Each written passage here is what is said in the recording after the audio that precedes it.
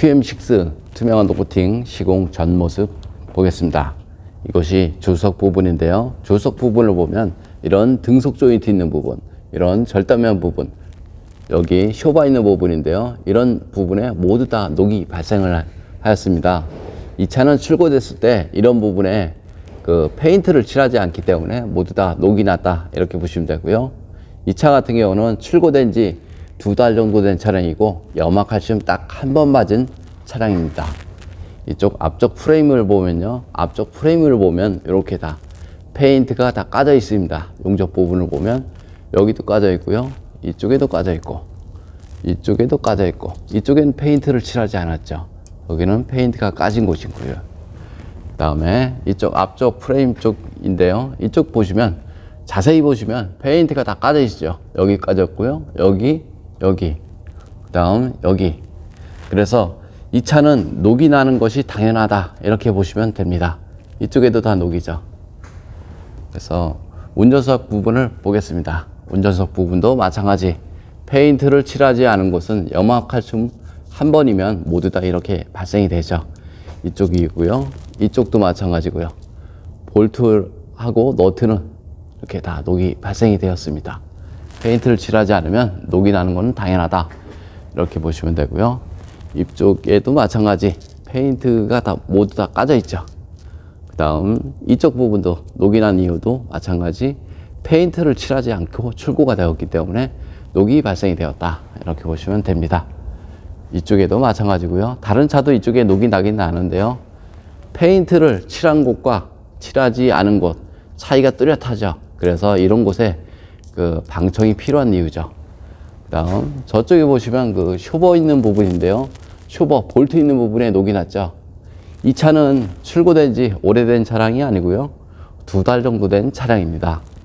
여기 부싱 부분도 마찬가지죠. 염화칼슘이 머무니까 녹이 발생이 되고요, 이쪽 부분에 페인트를 칠하지 않았죠. 그래서 녹이 났다, 이렇게 보셔도 됩니다. 바닥 면적을 보겠습니다. 바닥 면적을 보면 이래 보시면 이런 허연 그 하얀색으로 보이는 것이 이게 염화칼슘이다 라고 보시면 되고요. 이 차는 염화칼슘을 맞고 나서 그 하부 세차를 하였습니다. 하부 세차를 해도 커버가 있기 때문에 커버 안쪽으로 염화칼슘이 스며들죠. 여기도 있고요, 여기 군데군데 다 염화칼슘이 있다라고 보시면 됩니다. 이쪽에도 마찬가지고요. 이거는 먼지가 아니고요, 염화칼슘이다, 이렇게 보시면 됩니다. 이쪽을 보겠습니다. 이쪽도 마찬가지, 하부 세차를 했지만 염화칼슘이 커버 안쪽으로 다 스며들어서 염화칼슘이 다 묻어 있다. 그래서 하부 세차로 염화칼슘 방지를 한다라고 말하는 것은 제가 봤을 때 맞지 않는 말이다, 이렇게 보시면 되고요. 이쪽에도 마찬가지, 염화칼슘이 다 묻어 있죠. 이쪽에 그 하얀색으로 보이는 것은 하부 세차를 해도 이 안쪽으로 물과 염화칼슘이 들어가기 때문에 하부 세차 자체로 염화칼슘 방지는 어렵습니다. 이쪽에는 페인트를 칠하지 않기 때문에 페인트가 다 까져 있죠. 여기 용접 부분은 대부분 이런 모습으로 출고가 됩니다. 이쪽을 보겠습니다. 휠하우스 부분인데요, 휠하우스 부분 같은 경우는 보시면 용접 부분이 없죠. 용접 부분이 없고 다 실링 처리가 되어 있기 때문에 이런 부분은 염화칼슘이 머물 수가 없죠. 그래서 녹이 덜 난다, 이렇게 보시면 되고요. 이쪽도 마찬가지, 페인트를 칠하지 않았기 때문에 녹이 났다, 이렇게 봅니다. 그 다음 머플러 부분인데요, 머플러 그 코팅을 해야 되는지 말아야 되는지 이런 말들이 많습니다. 할 사람은 하고 말 사람은 많은 거 맞는데요, 그 이쪽은 머플러 위쪽 부분인데요, 밑쪽 부분은 이런 모습입니다. 이런 모습이고요. 염화칼슘은 하부 세차를 하게 되면 위쪽 이런데 손이 닿지 않는 이런 부분에 머물게 되죠. 그래서 그 석고처럼 염화칼슘은 굳어버립니다. 이렇게 다 굳어버리죠. 석고처럼 굳어버리고, 그 다음에 머플러의 녹은 이렇게 절단면 부분 있죠. 이런 부분에 염화칼슘이 스며 들어가기 때문에 녹이 잘 나고요. 용접 부분은 뭐 말할 것도 없죠. 바로 녹이 난다.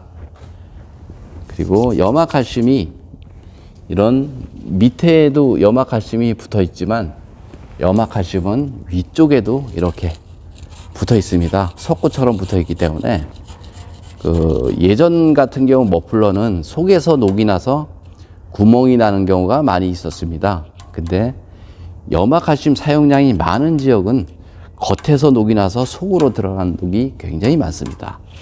그래서 머플러 코팅을 하든 안 하든 그거는 본인이 알아서 하시고요. 분명히 녹이 나고요. 하지 않은 거에 비해서 좋다 이렇게 보셔도 됩니다. 이쪽에도 마찬가지 염화칼슘이 쌓여 있죠. 이렇게 쌓여 있기 때문에 하부 세차를 해도 염화칼슘은 제거 자체가 어렵다. 그래서 자동차 부식 방지를 하려면 하부 세차가 아니고 하부 방청을 해야 된다. 이렇게 생각하셔도 됩니다. 이쪽에도 마찬가지고요. 다 쩔어 붙었습니다. 볼트랑 너트랑 다 쩔어 붙었죠. 이쪽도 마찬가지고요. 그럼 시공 후 모습도 한번 보겠습니다. QM6 투명 언더 코팅 시공 후 모습 보겠습니다. 이곳이 엔진 부분인데요. 엔진하고 미션 부분 모두 코팅을 하였습니다. 눈길 주행을 하게 되면 이런 부분에 염화칼슘이 다 달라붙습니다. 엔진이든 미션이든 모두 다 달라붙기 때문에 염화칼슘 방지를 하려면 염화칼슘이 묻는 모든 곳에 코팅을 해야 염화칼슘 방지가 된다 보시면 되고요. 여기 등속 조인트 있는 부분인데요. 이쪽 부분에 다 방청 도장을 하였습니다.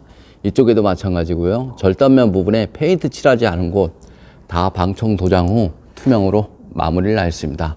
이쪽이든 여기 아까 페인트 칠하지 않아서 페인트 갈라진 부분 모두 다 방청 도장 후 투명으로 마무리가 됐고요. 다음 이런 홀 속에는 투명 코팅제와 이너 왁스를 이용해서 안쪽에 다시 한번 코팅을 하였습니다. 이쪽 운전석 부분도 마찬가지고요. 다 코팅이 됐고요. 투명 코팅제 가장 장점은 이런 고무 부분에 코팅을 해놔도 갈라짐이나 떨어짐 이런 것들이 없습니다. 그래서 걱정 안 하셔도 되고요. 이런 커넥터 부분, 이런 커넥터나 센서 부분에 코팅을 하게 되면 커넥터 잘 빠지고요. 투명 코팅제 자체가 절연 기능이 있기 때문에 커넥터라든가 센서 이런 부분에 코팅을 해도 전혀 문제가 없습니다. 저는 투명 코팅제를 대략 한 10년 정도는 한 것 같고요. 센서라든가 커넥터 이런 부분에 코팅한 개수만 따져도 최소 1억 개 이상은 코팅을 했다라고 보시면 되고요. 10년 동안 불량률 0%다 이렇게 생각하셔도 됩니다. 그럼 전국적으로 봤을 때 커넥터라든가 센서 이런 부분에 코팅 하시는 분들이 굉장히 많겠죠.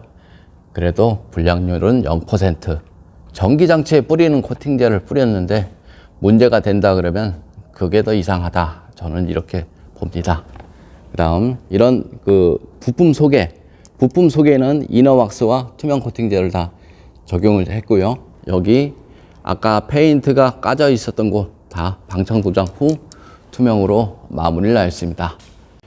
휠하우스 부분입니다. 휠하우스 부분에 모두 다 코팅이 됐고요. 그 다음 머플러 코팅을 하였습니다. 머플러 코팅은 사실상 해놔도 녹음 발생이 됩니다. 하지만 하지 않은 거에 비해서 훨씬 좋고요. 최소한 10배는 좋다. 저는 이렇게 생각을 하고요. 눈길 주행을 하게 되면 염화칼슘은 이쪽에 탁 달라붙는 순간 바로 붙어버립니다. 석고처럼 변해버리는데요. 그 이유는 머플러가 뜨거운 상태에서 염화칼슘이 물로 변하기 때문에 이쪽에 닿는 순간 마르면서 이쪽에 부착이 이루어지죠. 그래서 염화칼슘 사용량이 많은 지역에 거주하신다라고 보면 예전하고 전혀 다르게 염화칼슘이 상당히 많이 붙어 있습니다. 그래서 부식이 빨라진다 이렇게 보시면 됩니다. 네이버에 머플러 코팅제를 검색을 하면 내열온도 한 800도 정도 나오는 내열 페인트가 있습니다. 그걸 이용하면 처음에는 냄새가 좀 나겠지만 10분 정도 지나면 냄새가 없고요. 아주 좋습니다. 이쪽에 마찬가지 볼트 하나, 클립 하나, 너클, 전기장치 모두 코팅을 하였습니다. 좀 더 자세한 내용은 네이버에 코팅나라 검색을 하면 제 블로그가 있는데요. 그거 보면 시공 방법, 시공 가격 이런 것들이 잘 나와 있습니다.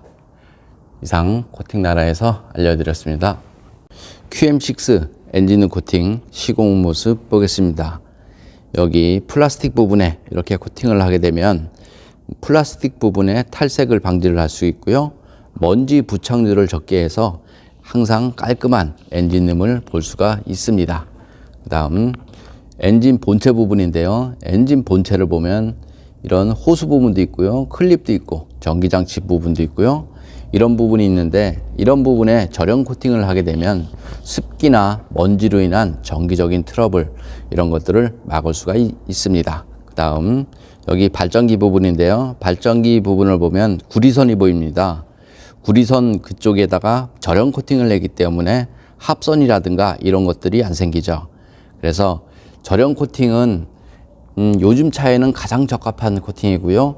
센서라든가 그 전기장치는 습기나 먼지로 인한 고장들이 많기 때문에 신차였을 때 코팅을 하는 것이 바람직하다. 저는 이렇게 생각을 합니다. 이상 코팅나라에서 알려드렸습니다.